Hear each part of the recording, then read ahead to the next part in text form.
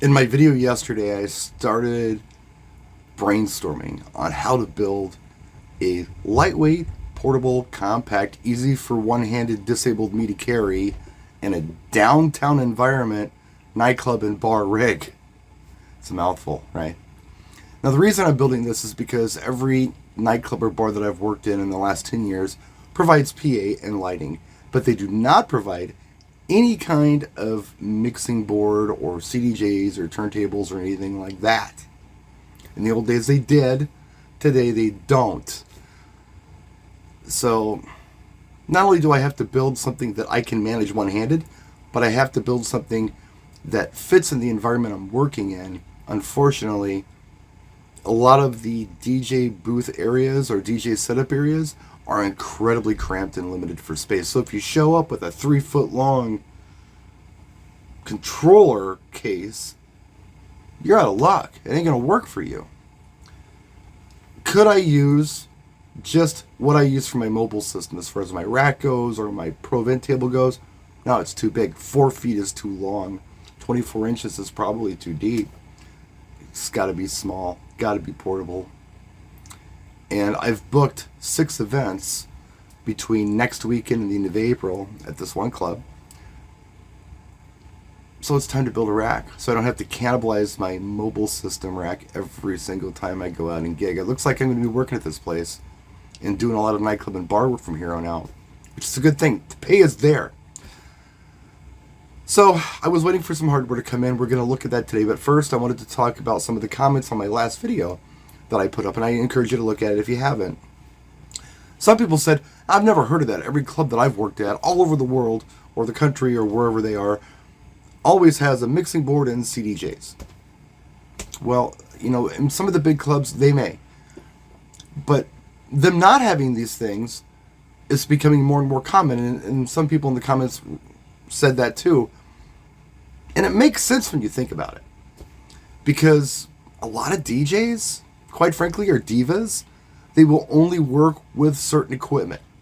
Some even have a rider, some of these big time guys. I must have Technics 1200s, I must have this mixing board, and I must have this and that. These places don't want to deal with that crap.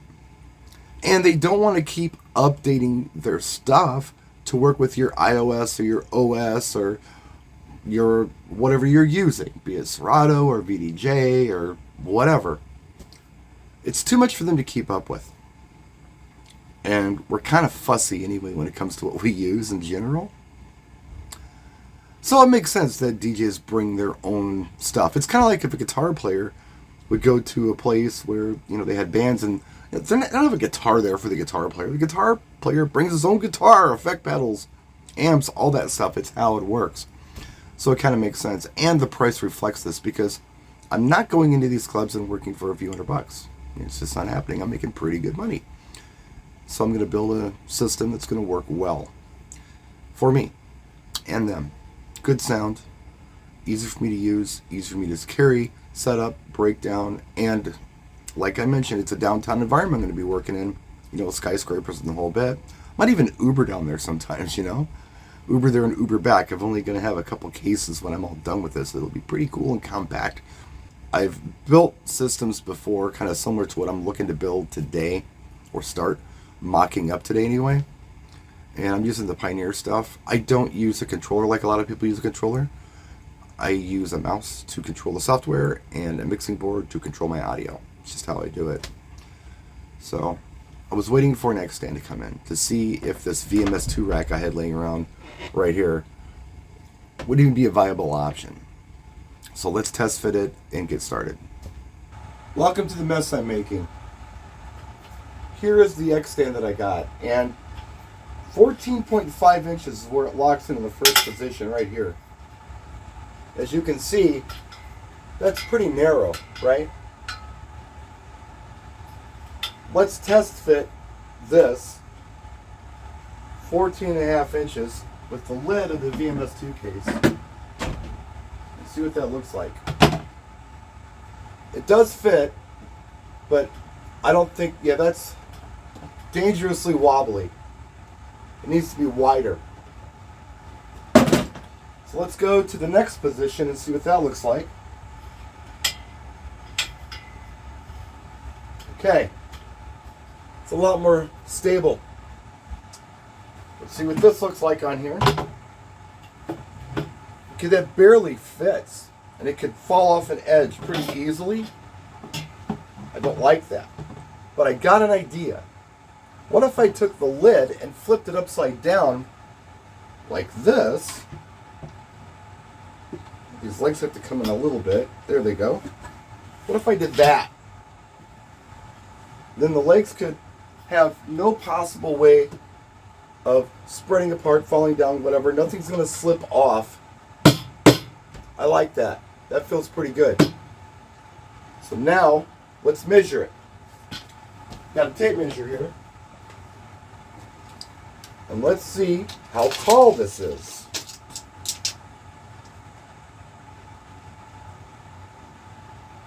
Well, it's at least 36 inches.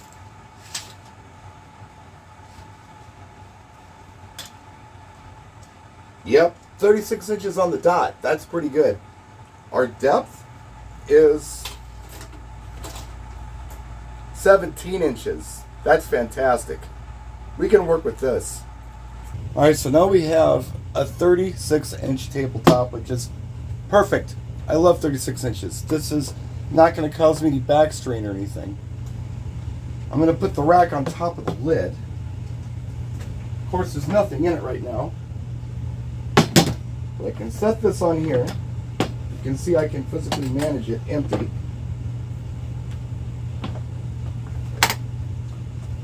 And there we go. This is a great height. Notice I'm not bending at all. This is perfect.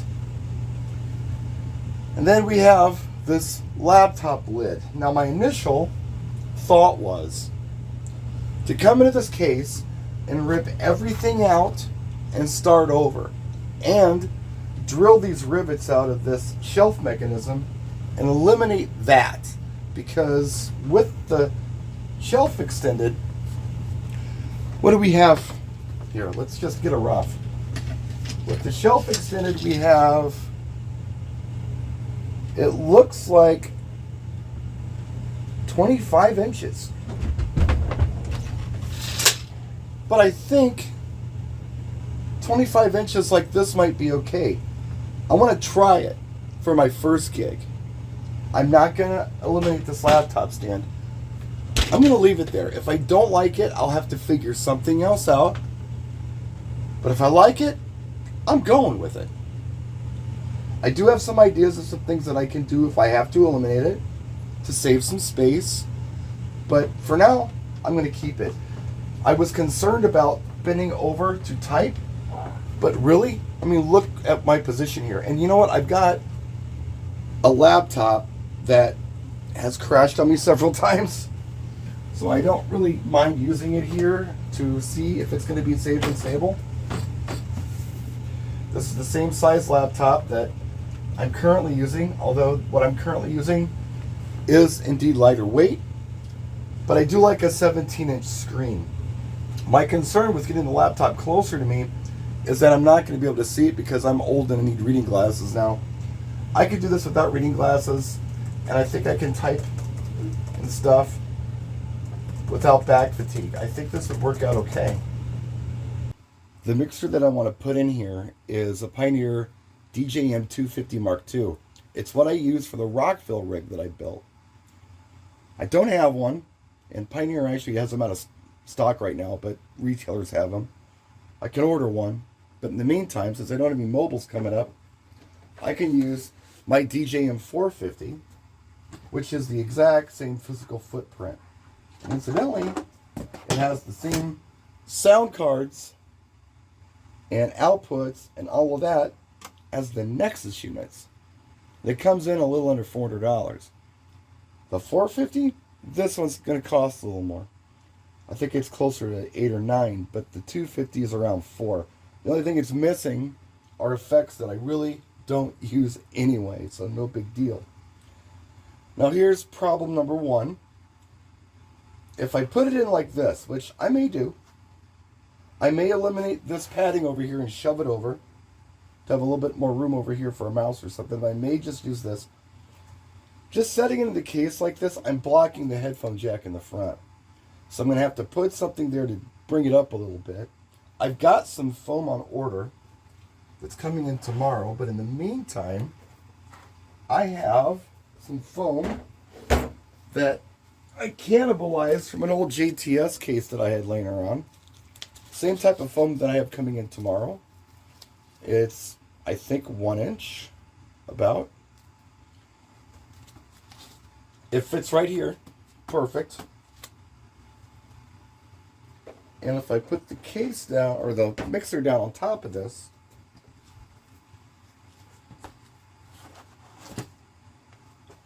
I've got the clearance for headphones right here. Now it could go a little higher, but probably not much, because I kind of want to keep it level with the top of the case, or close to it. If I put this guy here, we're there. We're right there. With this ridge, this is actually a little higher than the top of the case, so this is the perfect thickness of foam to use there. The other thing I want to do is pre-wire a bunch of stuff. So everything's going to be plugged in. The microphone cable's going to be plugged in.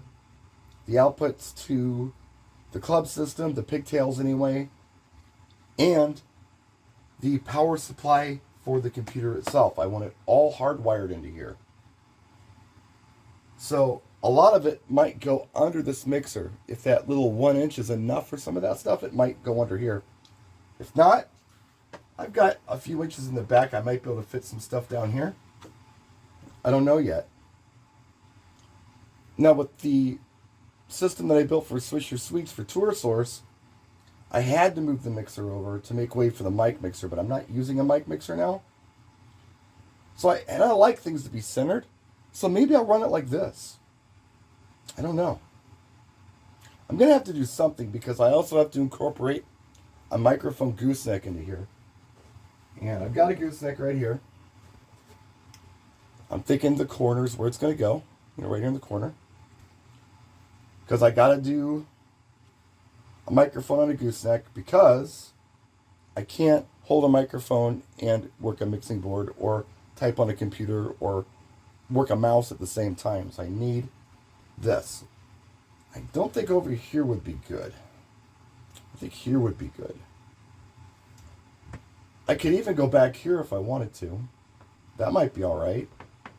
Either way, I'm going to have to eliminate this padding or put a hole in this padding to bolt a grommet for this at the bottom of this case.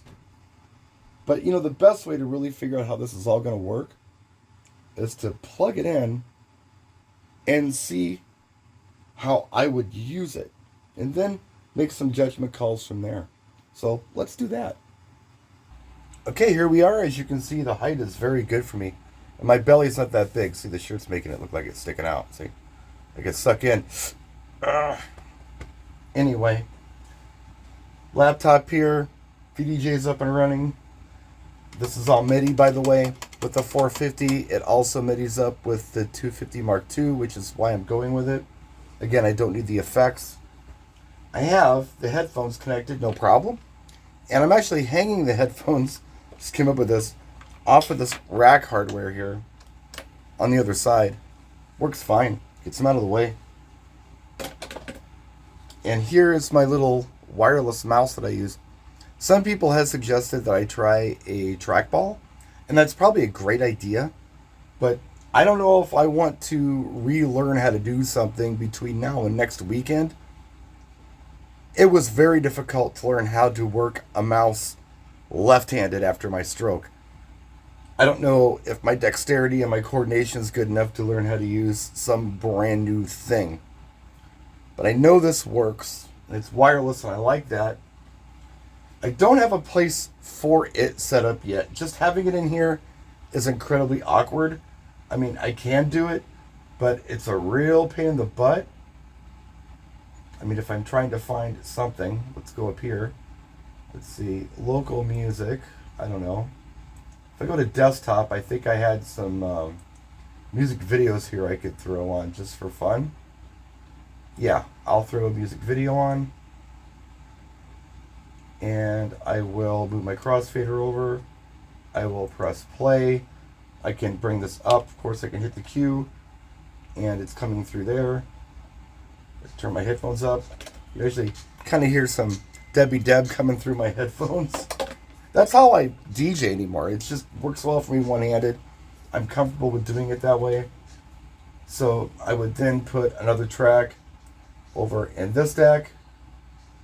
My screen's in the way, I gotta move that.